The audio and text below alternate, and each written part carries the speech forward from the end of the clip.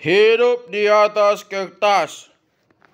Tulisan berperan memfasilitasi munculnya entitas fiksional yang kuat yang mengatur jutaan orang dan membentuk ulang realitas sungai, rawa, dan buaya.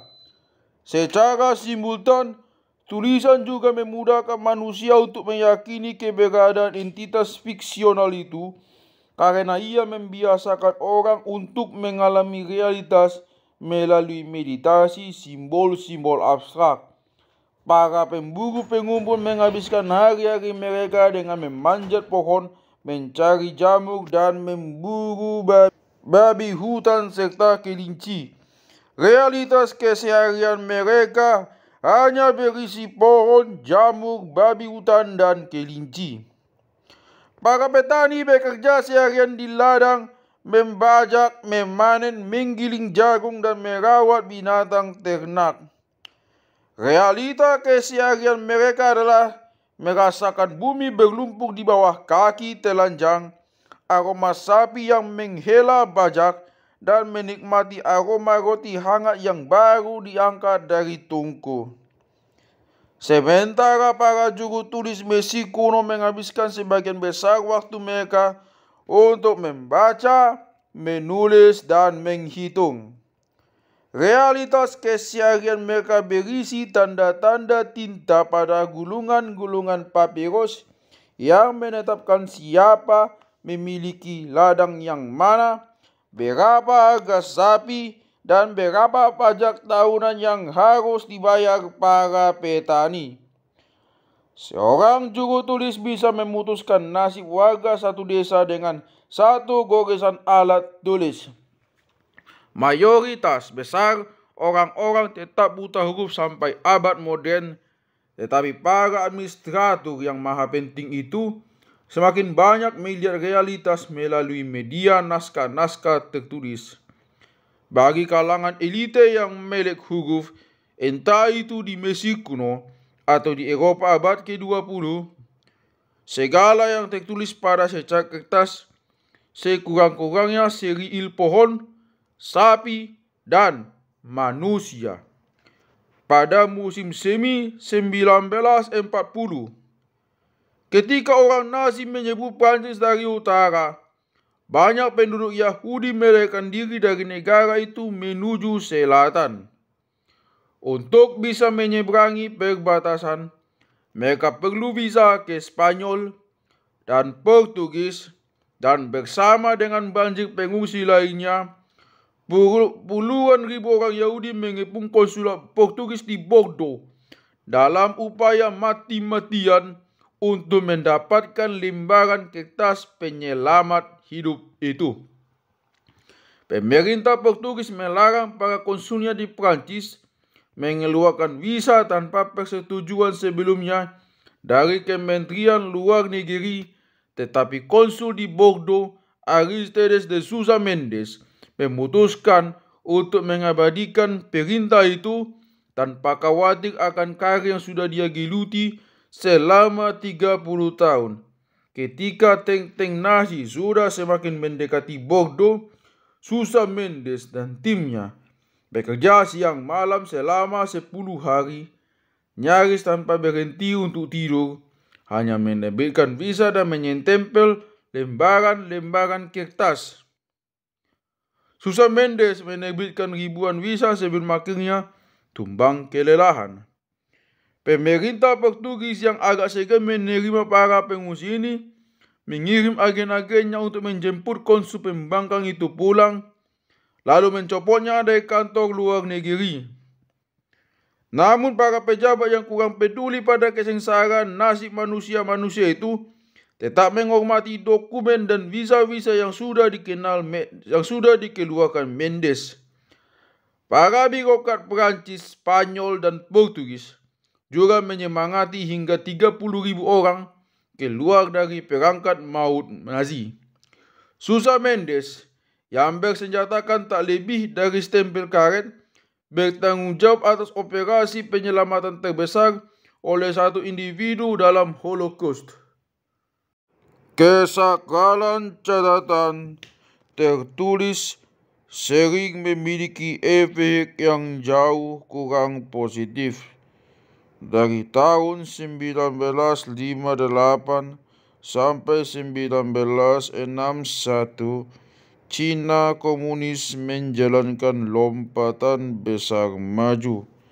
Ketika Mao Zedong ingin mengubah Cina dengan cepat menjadi negara adidaya, bermaksud menggunakan surplus gandum untuk mendanai proyek-proyek industri dan militer, Mao memerintahkan pelipat gandaan hingga 3 kali produksi pertanian.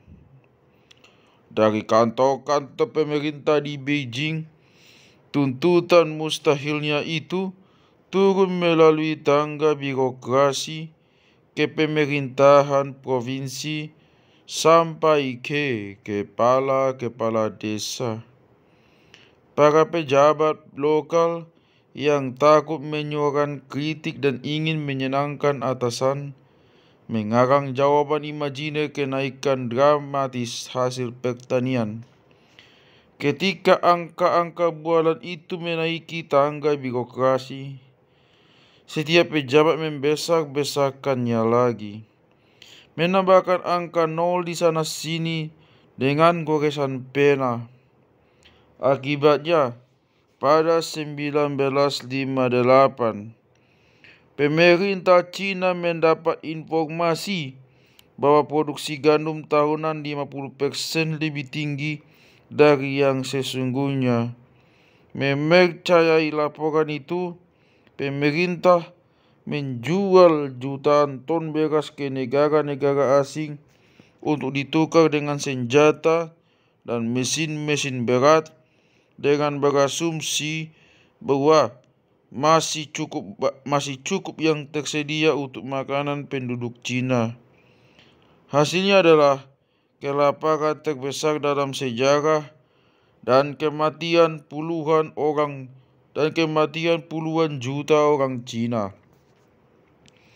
Sementara itu, laporan-laporan antusias dari keajaiban pertanian Cina mencapai khalayak di seluruh dunia.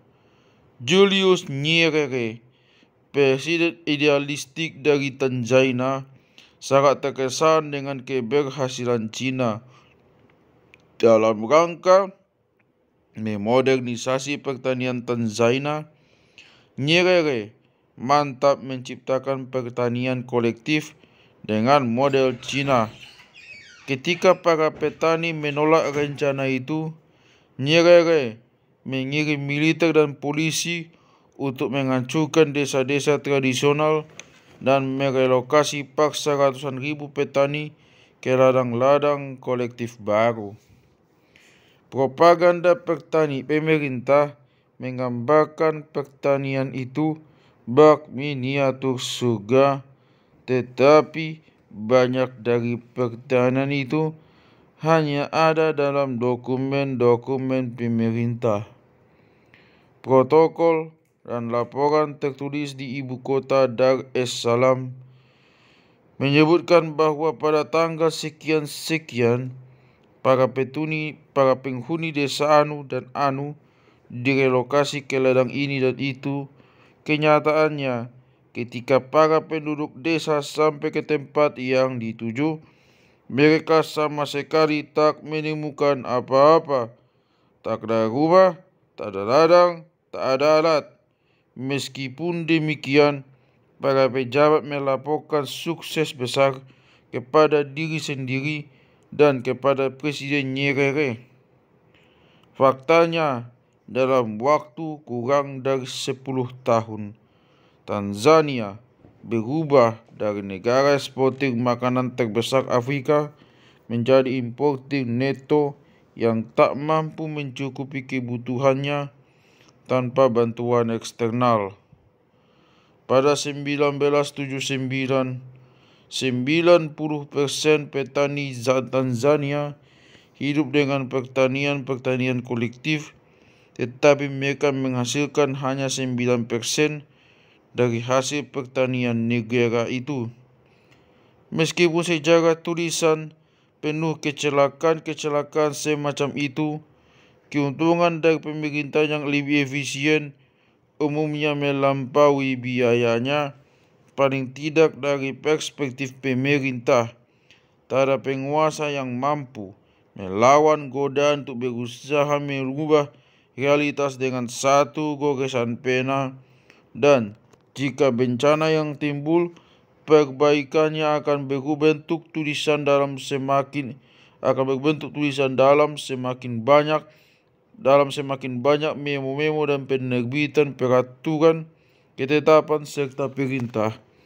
Bahasa tulis bisa saja digambarkan sebagai cara sederhana menjelaskan realitas, tetapi perlahan-lahan ia menjadi cara yang dahsyat untuk membentuk ulang realitas. Ketika laporan-laporan resmi bertabrakan dengan realitas objektif, sering realitas yang harus mengalah. Siapapun yang pernah berurusan dengan otoritas perpajakan, sistem pendidikan, atau birokrasi kompleks lainnya tahu bahwa kebenaran nyaris tak penting. Apa yang tertulis dalam formulir Anda jauh lebih penting.